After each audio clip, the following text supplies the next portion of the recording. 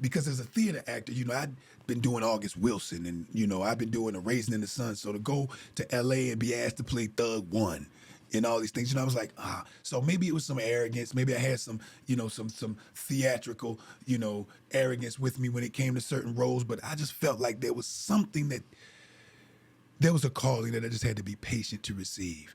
And I think we're all successful when we can endure rejection without losing our enthusiasm.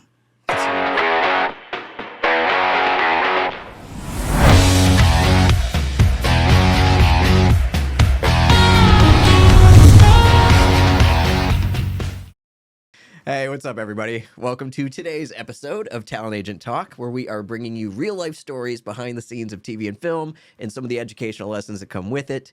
I'm your host and a talent agent, Jason Lockhart, and today our guest is Jay Jones. It's so hard not to say the mother effing in between there. Because, you got to say the MF when you really know me. You know what I'm saying? When you're wearing a tracksuit like that. Well, it's a little story behind the tracksuit. You know what I'm saying? Give me the story. Well, we're going to jump right into it. Because, Yeah, I just wrapped up a phenomenal season of the third season of P-Valley. And highly anticipated. I'm super excited. We can unpack the details on how it all unfolded. But, they had me in some very fly gear during the season. And I'm always one to take full advantage of every fashion opportunity I can. So either if I'm on set, on stage, on screen, a commercial I'm shooting, if the wardrobe is fly, I'm going to pull the coattail to the designer to see, if we can make a deal. So needless to say, long story short, that's exactly where this Burberry tracksuit arrived from, is the set from is that thing bulletproof? It looks like it. It feels like, it's funny because when you wear some real quality material, because I always said, the price to look nice requires very little sacrifice. But when you put on a garment that's, a little more expensive than you typically would buy, you kind of start understanding why it costs as much as it does, because it almost feels bulletproof, bro. But I appreciate the compliment, King, because you looking mighty dapper yourself. Well, just trying to sit toe-to-toe with you today. I love the blue, man. It's always good to see you, Jason, and it's always a wonderful time when I get the fellowship with your boss. Same, man. Kelly and Madison in our office, too. Like, we always talk, like, every time your name is in an email, all three of us get ridiculously excited. And that is not just because we think you're talented. Yeah. It is because we're excited to communicate with you, the energy that's going to pass between us all. It just makes everybody smile. It's just such a win. We just love rooting for you. Well, y'all the dream team, brother. And I tell you all the time because I mean it from the very bottom of my heart. It's one thing to have, an aspiration or an ambition, and it's another thing to have those people who can actually help facilitate those ambitions and aspirations. And you all, from the very beginning, have resurrected a dream of mine, because when I lived in California, April and I, my wife, who's a guest on the show, I don't know if her episode will air before or after mine, but your audience will get a chance to meet her too. But we met on stage in New York in the early 2000s, and then we decided shortly thereafter to move to L.A. But once we got to L.A., I'd been working in theater for about 4 years, nonstop, and when we got to L.A., the atmosphere was different in film and TV, and the energy was different in L.A. as opposed to New York, so I really didn't resonate with it. So I kind of fell back, found me a small little theater troupe in the Valley, and worked with these brothers and did theater, while April went on to do film and TV. And I just, became a personal trainer, started doing motivational talks and things like that. So I didn't really even know if film and TV was a reality that I would ever try to pursue again. No way. And then fast forward 10 years when April gets an opportunity to come to Atlanta with a project that Tyler Perry was working on with the OWN Network. And I come to Atlanta and I see all my friends, Keith Arthur Boulding being one, who is working and doing wonderful stuff here in Atlanta. And so I said, maybe I'll just give it a shot. I started off training when we first got back in Atlanta, so I still wasn't immediately interested in getting back into it. But I started auditioning, getting stuff off of Actors Access, and a friend of mine, Tom Scott, who was working with me when we were doing theater back in L.A. He was in the troupe that we had started. No way. Yep. Had moved back to Atlanta and was working with Atlanta Models and Talent. And I said, brother, I need an agent, man, just to see if there's something I still can do, want to do. So Tom had booked a big ad for the Georgia lottery because his picture was all over the place at this It was time. all over the office, too. Yeah, all over the place. So my man was hot. Shout out to Tom Skills. So he introduced me to the agency, and this phenomenal young cat was coming in from LA right around the same time I was arriving at the agency. And you know I'm talking about because it was you, the phenomenal young cat I'm speaking of.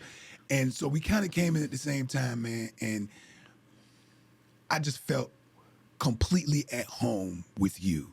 I knew that you had a passion for artists. And we just talked offline about just when you're dealing with artists, you're dealing with some of the realest, most authentic and faith-based people ever. And I saw that in you. You gotta be, because this is a faith-based industry that we're in, whether we realize it or not. You know what I'm saying? Artists, we walk on our trust and belief in those things unseen every day. But we walk with the faith that we have great expectations that our dreams can be fulfilled.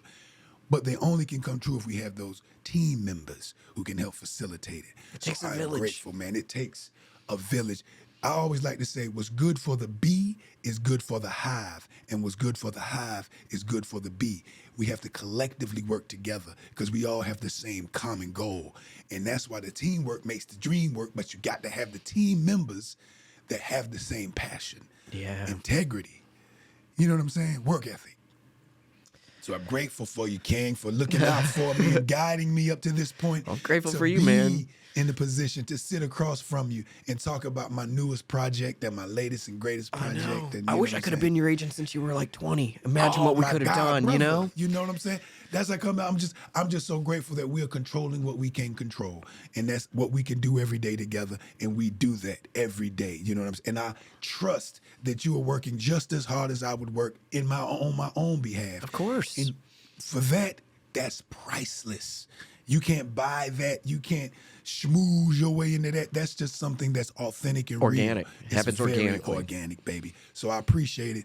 And, you know, I don't know how everybody else feels about their agent, but I'm completely satisfied and in love with mine. And I trust you wholeheartedly. Well, you make it easy, man. Hey, man, I appreciate it. You really do. And, like, there's a reason why, without too much of a spoiler, why I feel like your role on this show is really going to blow up. So, like, let's go back to the P-Valley audition. Oh, yeah. All right.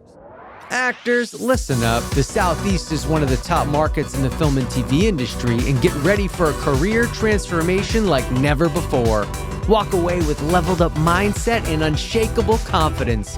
Breakout workshops to elevate your craft, incredible agents and casting directors who will help shape your career path. This is more than just a weekend. This is your chance to build on your craft and grow your community. The career you want starts here. Oh, yeah. All right. So take me there. What happens when you get this? So the deal with P-Valley was I auditioned for a barber. I had watched the show. I was a fan of the show because, you know, I had heard the buzz about just the phenomenal work that they were doing on this little show on Stars. So I snuck off and I watched it, and Isaiah Washington played the mayor in the first season, and he completely bodied. I didn't even know it was him until like 3 episodes in. So I just knew the type of level of work that they were doing was unbelievable. So to get an audition was very special, just the audition alone. It was a small role for a barber. I auditioned, didn't hear anything back. But they called me for another part. It was small, 1 episode, 1 scene. Didn't even have a name. His name was OG Gangster. I remember. That was the guy. And it was a pivotal scene because it was changing of an arc. It was a shift in the dramatic arc of the series. So it was a great scene to be a part of. I was so grateful. Didn't know what was going to happen. But on that day, Katori Hall, the writer, producer, creator of the show, was there. She wasn't directing this episode, but she was on set.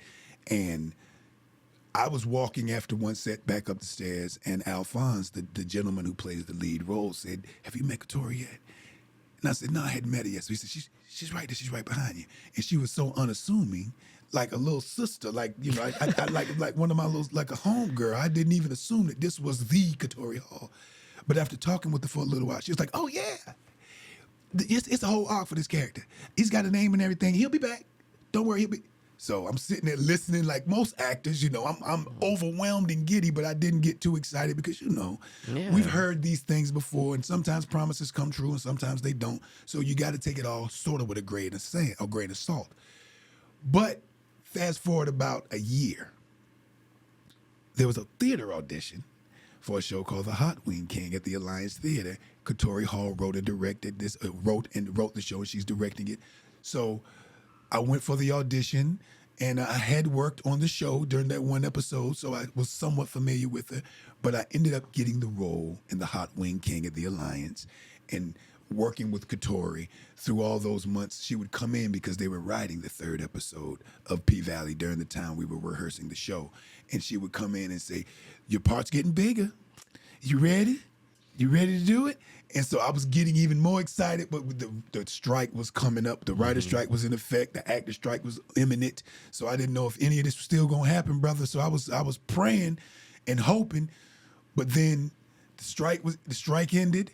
This was maybe about 4 or 5 months after we were supposed to go into production, but you sent me an email that you got in Murder that changed my life, man. It changed my life. And I had no idea because in P-Valley, the way they do it with Katori, the scripts come out, you don't know your arc because the scripts come out, intermittently. They don't come all out at once.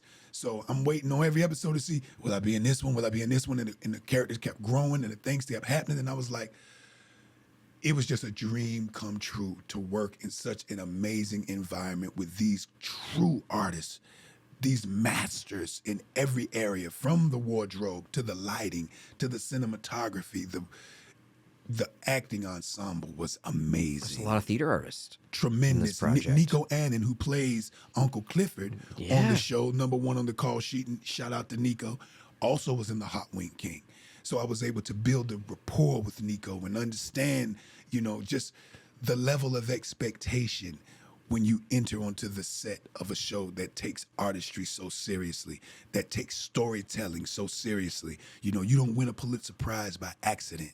That's earned, So Katori is a master storyteller and a genius visionary. What people are going to see in this third season is going to blow their mind with just the outpouring of colors and sounds and imagery, and it's going to be a potpourri of emotion. I can't wait. It's going to be exciting. And you're talking about the industry being one where you got to have faith and the importance of that. Absolutely. And it takes me back to when you got that email and we got that notice that you were going to be coming back on the show and in a big way. Yeah. And you remember what else happened that same week? You were up for a recurring guest star on BMF. Remember? A really great role. Absolutely. So I fully believe that time was about to pop for you. Yes. It was all there. It was ready to combust. Yes. And it did. It was just a question of which one. Which one? Which one? And I believe that wholeheartedly. Like, you were meant to have this exciting journey, and if one didn't work out, the other was gonna. And that's my wife always talks about not giving up. You know what I'm saying? And I could have said I gave up when I went to LA and didn't want to really participate in what I felt like, because as a theater actor, I'd been doing August Wilson and, I've been doing A Raisin in the Sun. So to go to LA and be asked to play Thug 1 and all these things, I was like, so maybe it was some arrogance. Maybe I had some, some theatrical, arrogance with me when it came to certain roles. But I just felt like there was something there was a calling that I just had to be patient to receive. And I think we're all successful when we can endure rejection without losing our enthusiasm. That's what I'm huge. saying? We can, because it took a minute for P-Valley to come around. The smaller roles helped me become more disciplined as an actor, to become more patient as a human being, to become more, observant in my own life, to help pour into my artistry, to take stock on how I was feeling, to get rest, to get in good physical shape, to help my body and my mind become harmonious. So when the time came, I could get up at 4:30 in the morning, perform, cry, cute, do all these different emotional, energetic things, and want more, be excited for more. you know. So everything is very serendipitous, and everything is builds on top of the other. We have to get very congruent in order for us to walk into that season. Because if it would have happened early, I wouldn't have been ready, Jason. I don't You know know. what I I'm mean, saying? you're a very disciplined human being, and I think that's one of the reasons why you also taste as much success as you do. Well, I I mean, appreciate you don't that. have six-pack carved abs the way you do without me knowing that there's an intense level of discipline. Well, the discipline came over time. You know, I think it was, I believe as a former athlete, there were certain levels of knowing how to just stay the course. You know what I'm saying? But I think the experience being married, being in love, having a tremendous partner at home that allows you to be able to explore your creativity, all of that helps. Huge. Becoming mature in how you look at the world, how you approach things, how you approach people. You know, I think all of these things come together over time, and you can accelerate the process if you're a younger actor, but you have to be a real student of humanity, not just of acting. You have to mature as a human being in order to become the best actor that you can be, because it takes discipline. You know what I'm saying? But discipline is greatly rewarded when you're trained in that. I couldn't agree more. In any industry, Absolutely. discipline, and that's one of the reasons why I love theater. Oh my The amount God. of discipline and having to show up every day for Every weeks. day. You know, and Every all, day. just living through the dress rehearsals and the cue to cue, and then telling the story every single night. And finding new ways to tell it, because it's the same story, but there are nuances. And that's why it's like the Nile River. You can put your foot in the Nile, but it's never the same river because it's constantly flowing. It's always in flux. And that's, as an artist, that's what we have to find in these characters that we build. We're never the same person from day to day. We have similar traits, but we're changing moment to moment. Mood. Mood, decisions, things affect how we act, whether we're hungry or All not. day long, You know what yeah. I'm saying? All of that. So we have to understand that the characters that we build aren't static. They're also constantly in flux. So as an artist, you also become a student of life. And I think that's one of the greatest things that artists bring to any area, any arena, anything. That's where you find artists who have such success doing other things, because they have that love and craving for connection of humanity. That's You know what I'm huge, saying? man. That's huge. What a great lesson. Oh man, I think that's one of the biggest great takeaways lesson. we can have as artists, man. What a beautiful thing, man. What a blessing we have to Yeah. tell stories for a living. Even in the audition, That's just what a work connect with that is. reader, connect with your partner, and have a moment. And That's then a what a work story is. happened, and then just send it out there so someone can watch the story. Let it go. Look, man, God grant me the serenity to accept the things that I cannot change, the courage to change the things that I can, and the wisdom to know the difference. You have to trust that once you've done your work, show your work and release it. You can only control the effort you put into your work. Absolutely. You can't control who will dictate what you do, but don't give them that control over your life. Relinquish. Let the universe do what it do, because you've done your best and it will be rewarded. We can all serve. And as artists, that's our point of service, giving our very best. Every time, every audition, don't phone it in, because I told April this story, real quick story about a house builder, about always doing your best, because you never know. So there was this rich man back in the day who wanted a house built. He was getting ready to go to Europe for about 6 months, so he found a contractor to build a house. So he gave the contractor a bunch of money and the orders to build the most beautiful house. Don't spare any expense. I'm going to Europe. I'll be back in 6 months and I'll take ownership of the house. So the contractor gets the money, looks at the cat, and was like, "Oh, I'm about to get paid. I can go and buy the cheapest material, build the cheapest house. Ain't nobody gonna tell me he left me all this money. He's in Europe for 6 months." So he builds the house cheap. The rich guy comes back, asks the guy, "How'd the house turn out?" The contractor, "Here are your keys right here. House looks great, doesn't it?" Contractor, the rich man looks at the house. "The house is beautiful, but it's not my house. It's yours. You've worked so hard for me over the years. I wanted to do something nice for you and your family, and I knew I could trust you to build the best house." So the man built the worst house because he didn't think he would own it. We cannot do anything less than our best because we don't know if we're going to own it. We have to own everything we do. We're not working for just a check. We're working for our reputation. Yes. We're working for our community. We're working for our family. We're working for the culture. We're working for our creator. So if we do anything less than our best, then we're we don't know if that's the house that we gonna have to live in. So it's important for each and every opportunity to do your work is for you to do your very best work. Amen. You put your name and face on something, put it out there for the world. Own it. It's Own it. yours. It's your It house. should be the best it can possibly be. Every it should look single expensive to time. fit into that $1 billion industry. Every single time. Every single thing. Don't cut corners because those corners are going to come back and cut you. I love it, man. Well, last question. Yes, sir. You got a dream role? Consistency. I think my dream role, would certainly be. My wife has something that she wrote down and she keeps it on her wall, and she's very specific about what she wants. And I think I've learned from her to be very specific about what I want as well when it comes to this business. And I too want to be a series regular on a show that positively impacts the culture. A series regular on a show that positively impacts the culture and shoots right here in the beautiful city of Atlanta. Right. That would be my dream role, my dear brother. And I trust God is going to manifest it because the best is always yet to come. I love it. In the magic city of Atlanta. In the magic city Right.